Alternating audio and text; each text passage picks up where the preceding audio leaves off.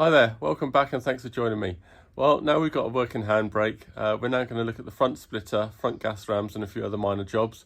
And yes, we're going to do the first start. Let's jump straight in. Okay, and now we're in the process of fitting the front splitter. So it's very much an aesthetic thing rather than a measuring thing. The splitter does need to cut across the opening of the grill here halfway, and that's to satisfy the IVA, so they can't get their spherical unit in through the gap. So it sits about halfway.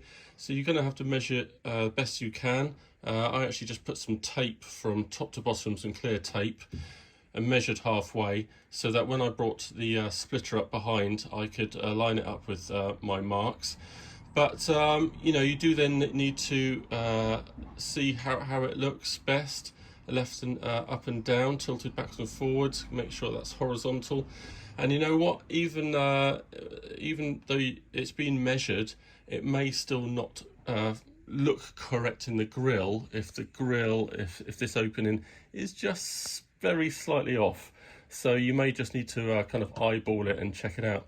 But you know what, if you get it pretty much as close as possible, then it's only a matter of adding a washer on one side above or below to make that splitter then just slightly higher or lower on one side. So as long as you've got it pretty accurate, you can adjust it, and those adjustments can be hidden.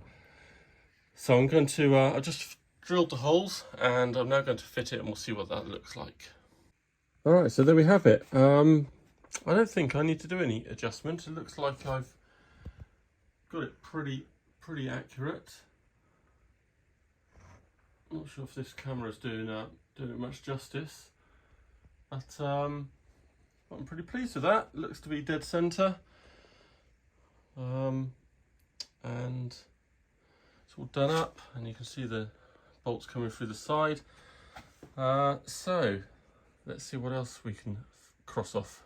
So a quick video on my wiper motor. This is its stopped position, which means that when you turn it on, it wants to push out this drive gear, and that ends up pushing the gearboxes for the wipers and makes them rotate the wrong way. So it actually makes them rotate into the bodywork, if you like. So I do actually need to take this apart and adjust the little white ramp that's on the back of this this gear. So you can just undo these C-clips and the one on the back of the motor underneath here. You can just pop this gear out, which I'll show you in a second, and we can move the white ramp so that it ends up depressing the off switch, which is just underneath here at the right moment. And I really want this to start in its extended position. So I want this over here fully extended, so that when it starts, it actually pulls this drive, this gear, and it will pull and rotate the wipers the correct way over the windscreen and then back again to stop. So let me have a look. So here we are, this little white ramp, I need to move onto the other side of this gear so that it depresses the switch to turn it off at the right moment. And that's it, time for reassembly and test. Okay, and there we go, with ramp removed. I've now got correctly turning windscreen wipers. Good, let's tighten it all up. Alright, so apologies for the video jumping around a little. We're about to do the engine start. I also go over some of the issues that I had with the engine off when you can actually hear me. Let's go. Okay, let's go for first start. So I'll check the fluids, and we'll continue to check the coolant. I think we are ready to go.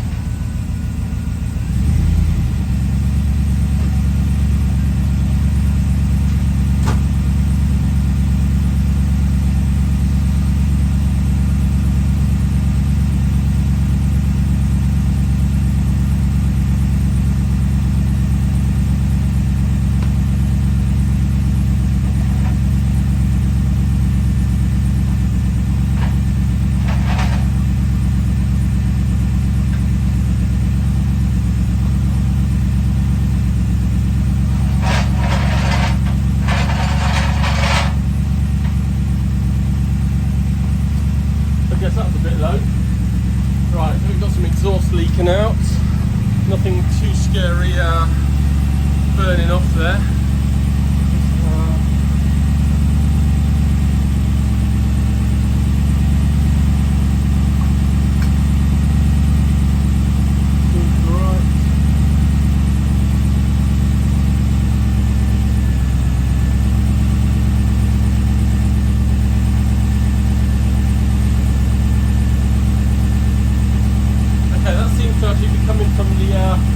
The headers that I coated with high temperature paint, so I think they're baking right now.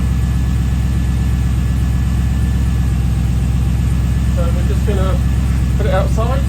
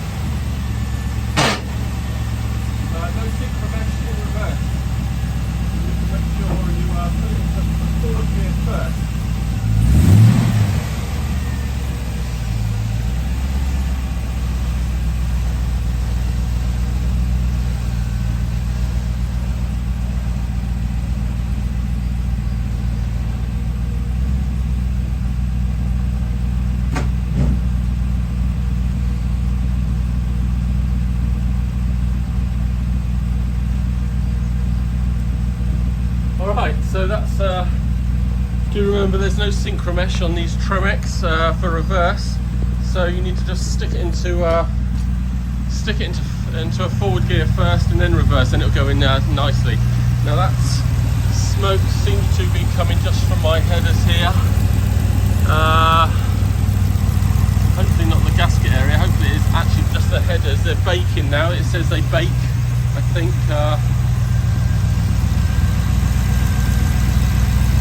Not really sure. Anyway, quite chuffed that it all started. What a relief.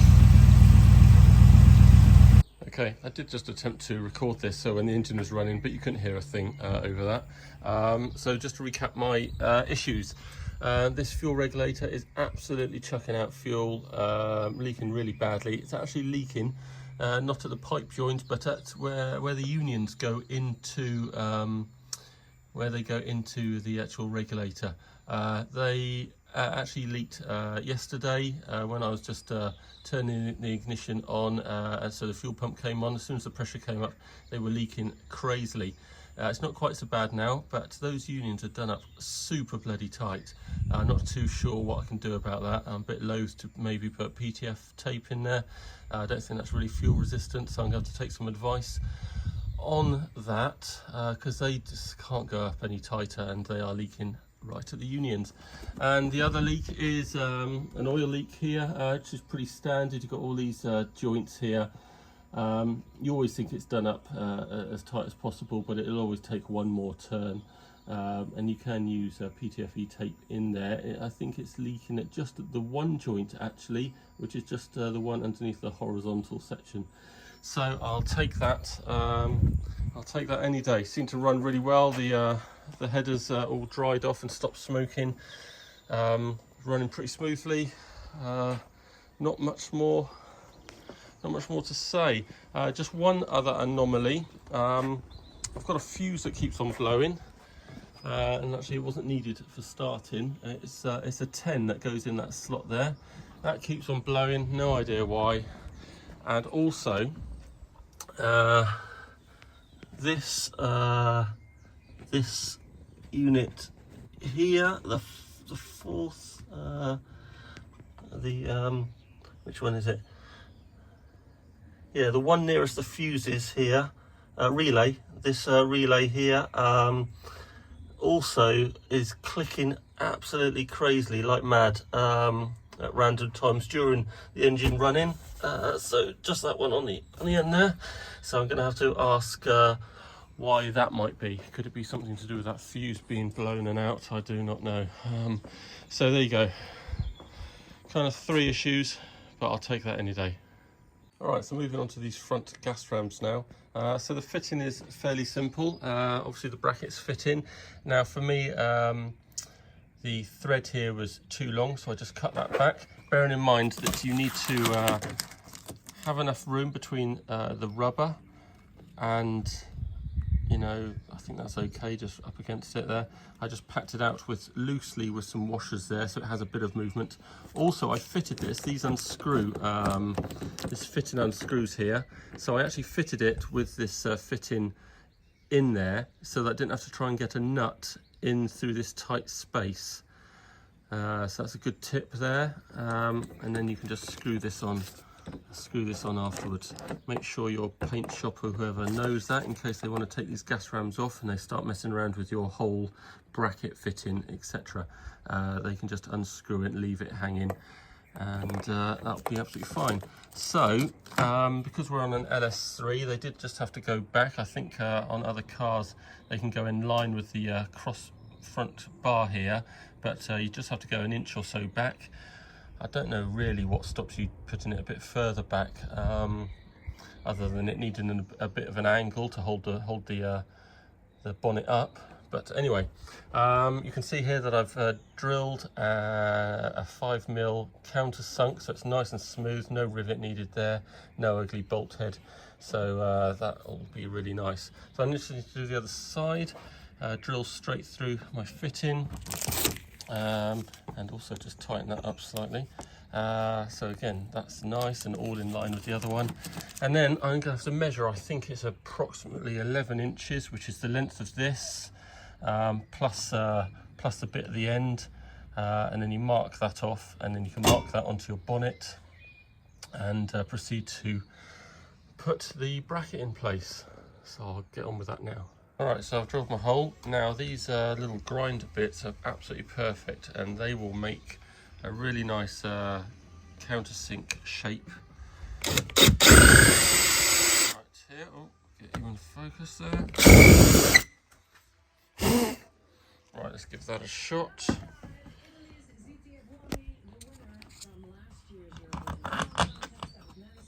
Okay, just a little bit more, and then we've got a nice flush seat in there. Okay, so again I've used riv nuts here in an 8.5 hole, and they take 6mm M6 bolts, and I've countersunk into the brackets, and that's what they look like fitted. Now let's check out the ram fitting. Alright, so actually fitting the ram, so it's pretty simple. You've got to let out a bit of gas in one ram first, just so it can only just hold the bonnet up, and then you do the same with the other one, and with both combined they hold it up easily. Now I had to fit these upside down, and I think you always have to fit them upside down. I'm not totally sure. The downside of that is any of the lubricating fluid that's in here is obviously never going to be in this end to lubricate the ram going in and out. But if you have this fat end at the top, then I find that the distance, when it closes down, the distance here puts undue amount of pressure on all the joints. It'd be handy if this little fixing that AK supply was just another, I don't know, 4 or 5mm longer, because then it would keep the thick part of the ram away from this edge and away from that unit. There wouldn't be any pressure on it. So yeah, I was forced to fit it this way up. And you can see here that when we close it down, you know, the ram would all be up against you know, the bracket, and it does cause pressure. I did try it, and I believe that's the reason I've got a broken ram from my previous car, because I did actually fit them that way up, and in the end the end just sort of snapped off because it was getting too much pressure. So anyway, enough waffle. They're all fitted really nicely, and Then I've obviously been able to adjust my locks here, and I've got my tabs fitted there, and they look very nicely. So we're all done. Gosh, that was all very eventful, and I'm really relieved that the engine runs with no serious issues. I'm going to get some advice on the pressure regulator and how I can stop the leak there, and I'm also going to just tighten up the oil pressure system as well to stop that leak in oil. Take some advice on the relay clicking. But anyway, that's all good, and join me in the next video where I'm going to be fitting wing mirrors and the rear reverse light and fog light. I'll see you again.